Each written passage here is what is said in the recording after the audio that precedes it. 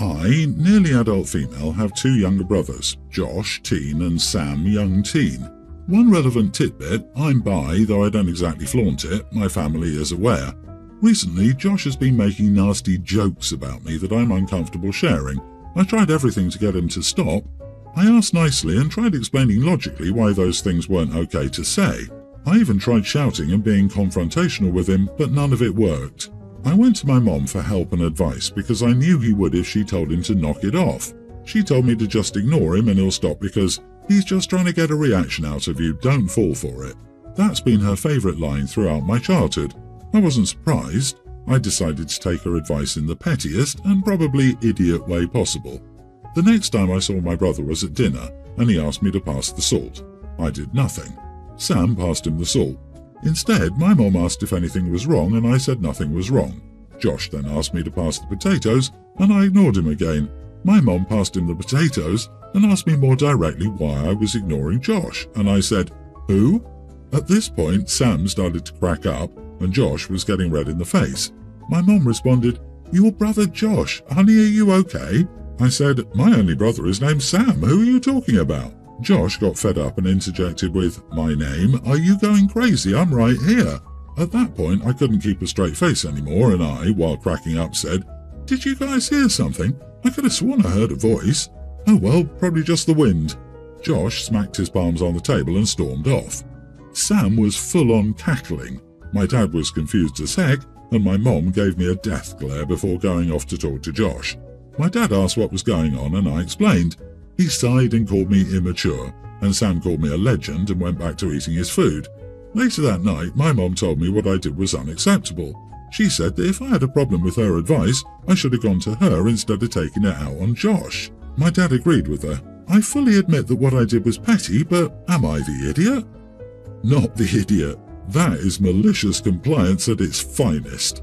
Also, if your mother can't be bothered to parent her children, then she loses any right to complain after the fact. She's just mad that her advice somehow backfired on her and she had to parent her son. Make sure to let your mother know that you'll drop it when your brother drops his bigotry.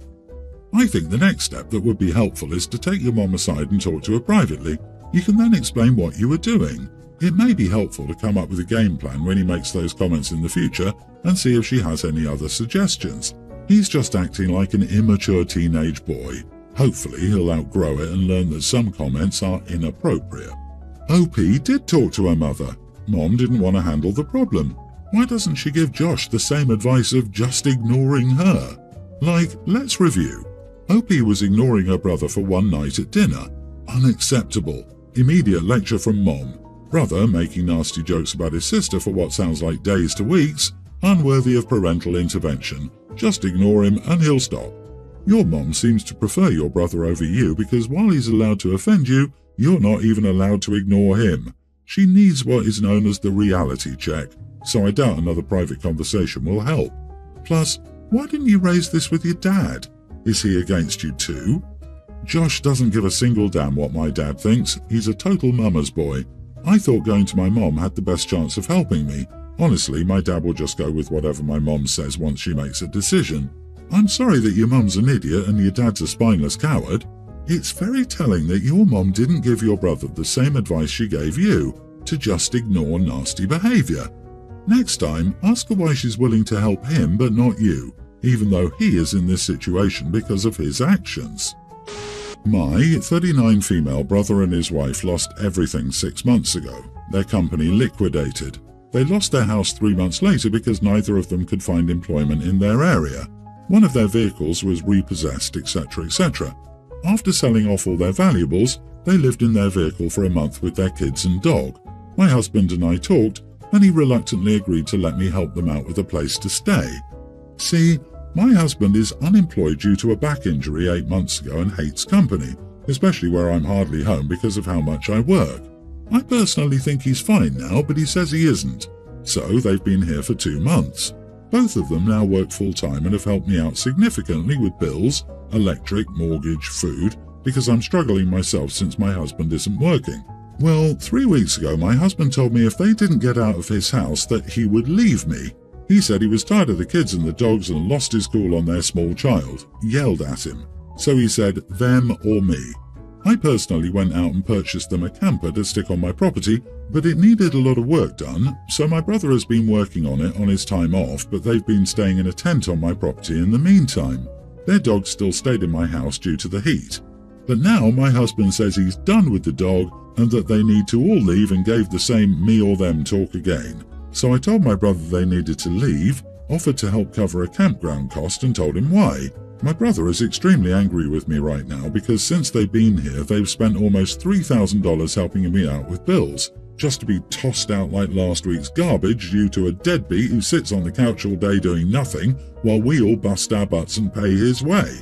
They've spent a lot of what money they've gotten, and I'm grateful and helped where I could.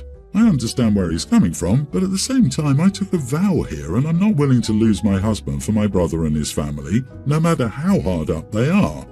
Edit, as for the back injury, the doctors have straight up said they think my husband is faking the injury and have stopped all pain meds.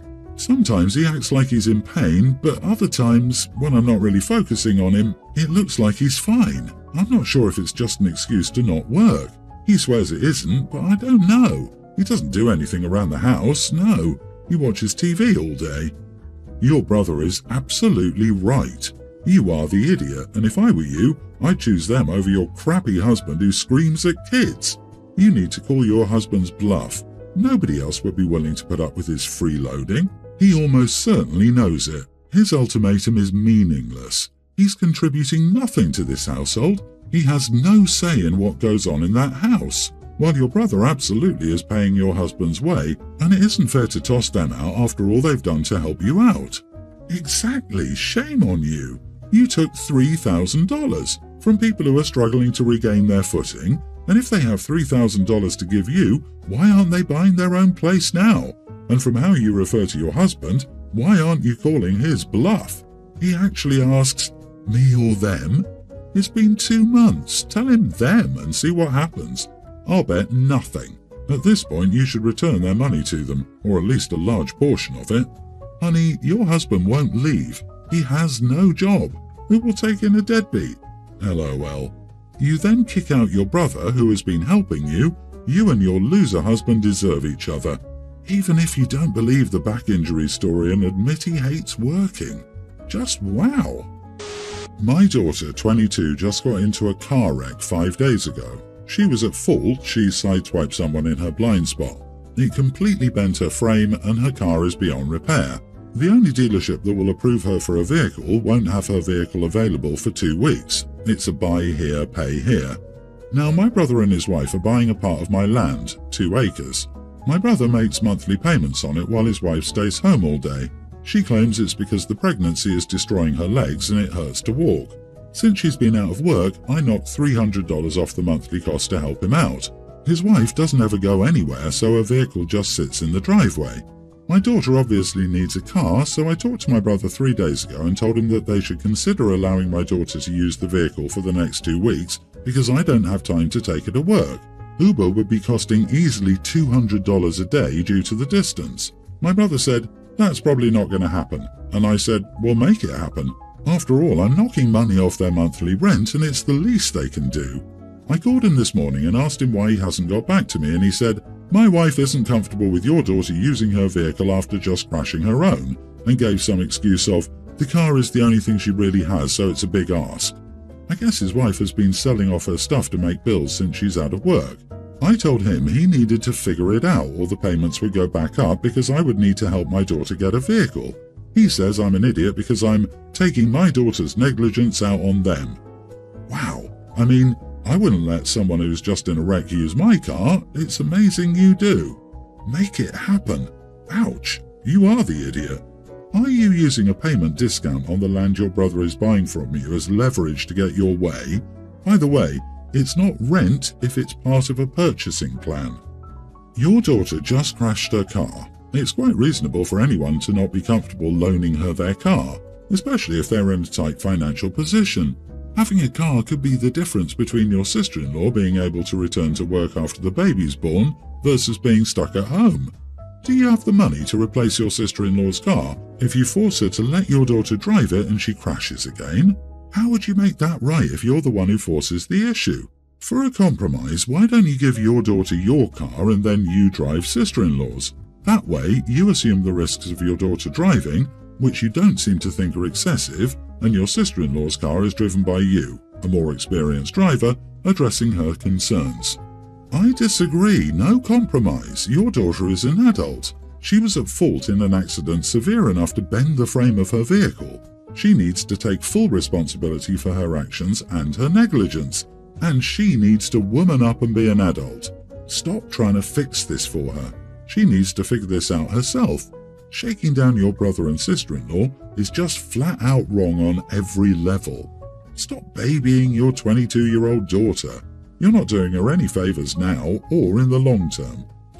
My husband's family is having a week-long family reunion in our city, and last night we hosted a dinner party at our house. There were about 40 people there, and it started at noon since many adults came to help prep the house and the food and enjoy being together. For the most part, his family is lovely, and we get along well. The party started at 6 and everyone had a good time. Around 10, people started to make their way out. By 11, the food was being put up. Close to midnight, I went to give our toddler a bath and prepare him for bed while my husband and some of his family were washing the dishes and tidying up the kitchen and house. A little after midnight, I heard the doorbell ring and heard unfamiliar voices and laughter. I went downstairs to discover my 20-something niece, who was still there, had invited 7 of her friends to the party without our permission, and they were just showing up because they left their city late and underestimated the time it took to drive to our place, about 7 hours. They strolled into our house, with some of them not saying anything to the older adults and me, and asked my niece what was for dinner. I tried to shut it down and said that the party was over and it was after midnight. A girl in the group said they'd been driving for so long and she didn't want to be in the car anymore. Then another girl told my niece, without looking at me, that everything was closed, so if they didn't eat now, they wouldn't be able to eat until morning. I pointed out the gas stations were still open when my sister-in-law, niece's mom, told the group she could heat up some food for them. We got into a heated discussion and I told sister-in-law she could leave and feed them at her house. My husband led me upstairs, begged me to just let his sister feed the group, and we argued. It was almost 2 before I could get our toddler to sleep due to the noise and the smell of food coming from downstairs. Today at lunch, another sister-in-law made a passive-aggressive comment about being a good host. So I told her directly that good guest doesn't bring additional guests. That blew the lid off and we argued loudly. His entire family thinks I'm being unreasonable to a group of tired and hungry kids. My husband thinks it's the stress of having so many people here that I'm overreacting and should apologize. I refuse to and feel like I'm on an island by myself. Was I wrong? Wow, the audacity of those kids to show up after midnight to a family party is mind-blowing. I don't care how long they drove. If your sister-in-law wanted to feed them, then she needed to do it somewhere other than your house. 1000% not the idiot. How unbelievably rude. It's rude to bring people to a party or to someone else's house uninvited, much less that late, not to mention to someone whose house has children who have gone to bed already. It wasn't your problem how long the kids have been in the car. That would be the problem of the people who invited them to your house uninvited. And your husband was definitely out of line not having your back on this. They're not kids. The niece is 20. They're rude adults. During the 7-hour trip, they should have stopped for food. Find a pizza place. Denny's is 24 hours. The only plausible explanation is that when the niece and friends were hanging out, the group thought the idea that the adults would be worn out from their gathering and be fast asleep by the time the group showed up, who could then make free with the leftovers and booze. But doing a 7-hour drive on the strength of that kind of wishful thinking would be truly next-level stupid. Honestly, I think this probably is the most plausible suggestion, because it's nuts that the niece invited them in the first place, and it's nuts that they drove that far for a family party when they very clearly do not know anyone in the family except the niece. They really did just expect to crash at OP's house for the entire night. Well, they probably expected to spend the entire night drinking, but they sure as heck didn't arrange for a hotel room to go sleep in. My brother got married a few months ago. His wife has a teen daughter, Everly, whose birthday was last weekend.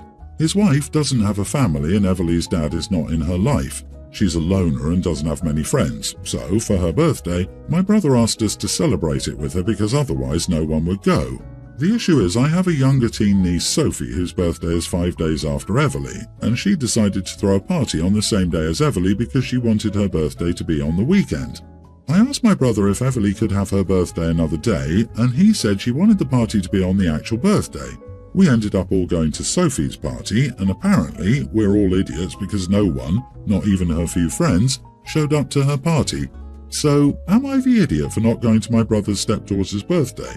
I won't miss my niece's birthday party just to pretend I care about a random girl. You are the idiot. Everly organised her party first, you all agreed to go. Your other niece decided to plan her party for the same day. Did she know about Everly's party? Sophie should have been the one to reschedule. Have it the weekend before her birthday or the weekend after, whichever one wasn't when Everly's party was. Poor Everly. No one in the family is welcoming her. She's already had a hard life. Her dad isn't in her life, and it doesn't sound like she has a lot of family on her side. You could have celebrated her. You could have shown her love. I'm not going to miss my niece's birthday party just to pretend I care about a random girl. That's enough. Both of these young women are your nieces. They are both the children, chosen or birth of your siblings. Everly's birthday was planned first on her actual birthday. Her party should have taken precedence.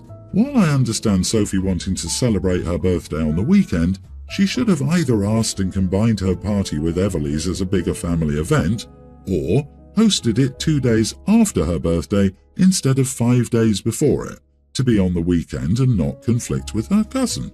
The fact that the adults involved allowed the conflicting parties to be scheduled means that you're not the only idiot, but you, OP, are one of the many idiots here. I feel sorry for Everly. She deserves better.